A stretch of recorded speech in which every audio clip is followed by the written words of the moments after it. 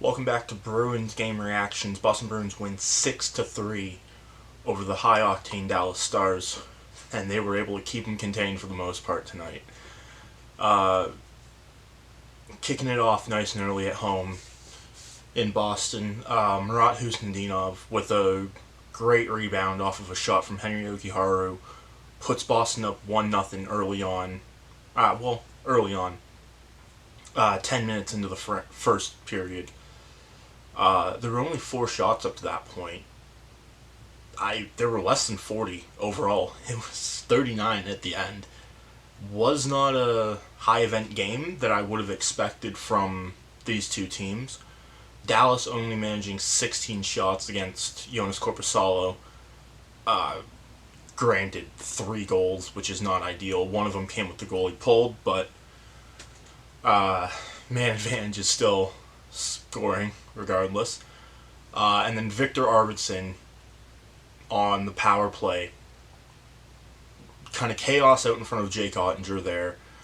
Puck bounces down into the corner. David Pasternak's there. Puts it on. And it almost looks like it bounces off of Jake Ottinger before almost stopping right at Arvidsson's feet. Taps it in for the 2-0 lead. And that would be how Boston would head into first intermission, up 2-0, and another great start on home ice. Something they've been used to, especially coming down the stretch here. Hopefully that bodes well for the playoffs, where you're going to be guaranteed 2 home games at least. You hope you can win 2 of those, or win both of those, and then steal one on the road, as it does not look like home ice advantage is going to be in the cards for Boston this season. Just these home wins are going to be key. They're key now, let alone come playoff time where they arguably become more important. So we head into second intermission. Boston leads 2-0. Second period, what's there to say about this one? Didn't go well. Dallas was able to pull back the shot counter a little bit, get it a bit more evened up here.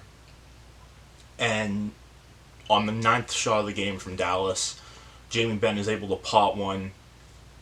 Just second, third chances on the rebound, both right by the blue paint, like within 5 feet.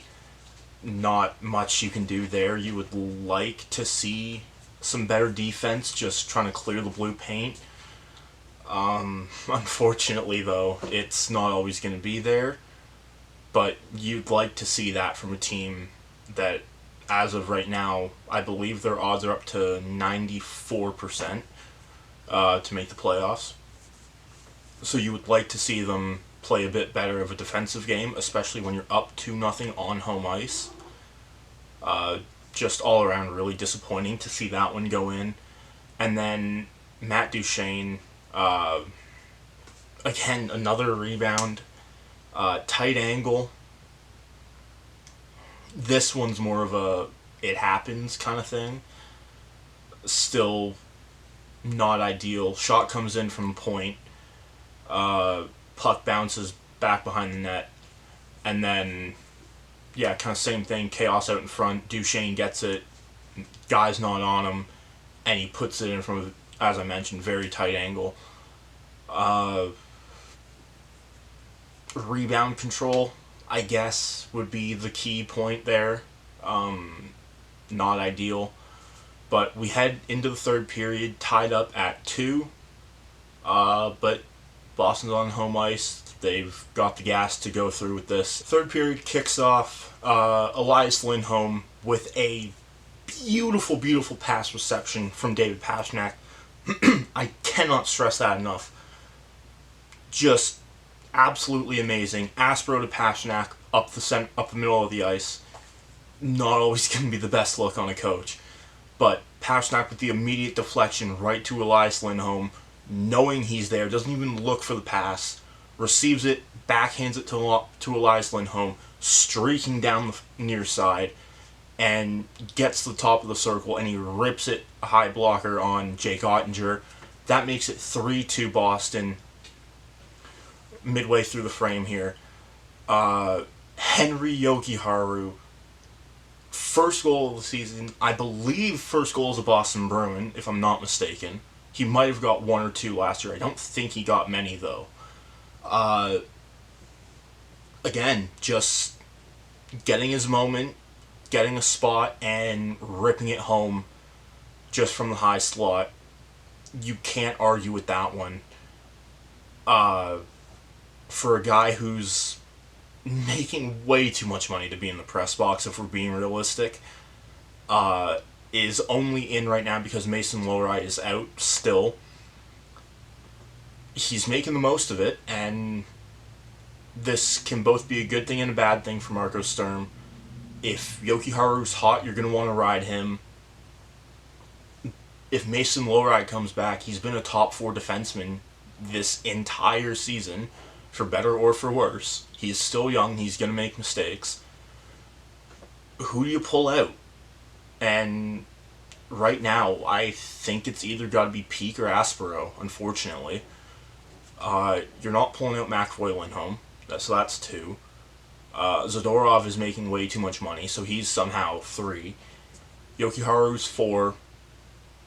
And then Aspero and Peak, 5, 6. Mason Lohrei the 7th defenseman. He's making too much money to be sitting in the press box if Yokiharu's making too much.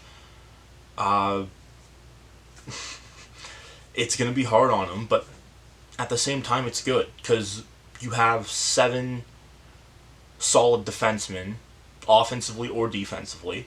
I will say that. Mason Lohrei, not the best defensive defenseman. He's been pretty good offensively, though, so it's kind of going to depend on game situation or game management, depending on who you want. If you really want to, you could run 11-7. I'm not going to suggest that right now, though. Just because all 4 lines seem to be clicking right now, and with 11-7, you're just playing most likely a winger a few more minutes than you'd like to, and it's just not worth it. Not worth the additional injury risk. Let Mason Lohrei heal up. I don't know what it was. I didn't see what caused the injury. Not last game, but the game previous, that caused him being out. But whatever it is, have him take his time, come back healthy, and maybe play him in the final 4 or 5 games. I say that's 4 games from now. Play him in the final 4 or 5 games of the regular season, and then gear up for the playoffs. I'm filibustering right now because the next 3 goals are all garbage time. Victor Arvidsson with 1 goal in this game already makes it 5-2 with an empty netter. Nothing really on this one. It's an empty net goal. Right as Ottinger got pulled from Boston's zone, from the defensive zone. Placed it beautifully, I might add. Dead center, and the foam padding that runs around the bottom of the net, you could hear it on the broadcast make the audible thump when it went in. So that shot had to have been a rocket. I don't think they posted the speed of it. Whatever it was, though, it was right along the ice. Beautiful shot, dead center. Moving on, Johnston? Wyatt Johnson? I don't know. I think it's Johnston. Wyatt Johnston scores to make it 5-3 with under a minute left. Dallas with the goalie pulled again because they pulled Ottinger after Arvidsson made it 5-2 again. And man, this is honestly just I don't want to say skill difference, but it was kind of a skill difference between the two. Wyatt Johnson with a great pump fake on Jonas Korpisalo, tucks it up over him, and makes it 5-3 with less than a minute left. And the dagger comes with 13 seconds left on the clock. Victor Arvidsson gets probably one of the more unusual hat tricks you'll ever see. 1 goal in the game and then 2 empty nets. Not every day a team gets 2 empty net goals. Not every day the same player gets 2 empty net goals. I don't think he's going to complain, though. He absolutely needs to be re-signed. Marco Sturm said it. I believe it was late last week or early this week when he found out that Boston traded for Victor Arvidsson. He knew he could be a 20-goal scorer, and I mean that's exactly what he's done. He's made him a now I believe 23-goal scorer on this team. And that's exactly what you need. You need it from the guys that you don't expect. That not that the organization doesn't expect, but from the fans. You need an unexpected standout every once in a while. One other note on unexpected standouts: Fraser Minton playing in his 100th NHL game tonight. Fairly quiet for the most part. That I'm not gonna complain about that though. He's played just over a season in the NHL. He's still eligible for Calder votes.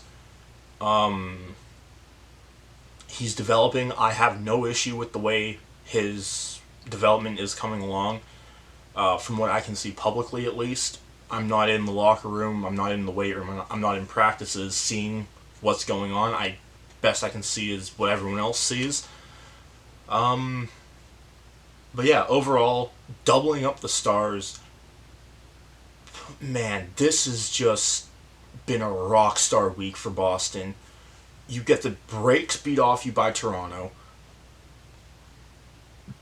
Just brakes beat off you doesn't begin to describe it. You get humiliated against Toronto, the team with you, the team who has a first-round draft pick that you own currently and still do until they get a top 5 pick. You own that draft pick. You can't go out there and beat them. I was incredibly upset with that one. And then you get Buffalo,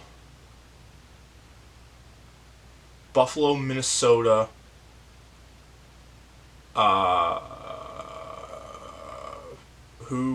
Columbus. Sorry, I completely forgot on that one, drawing a blank.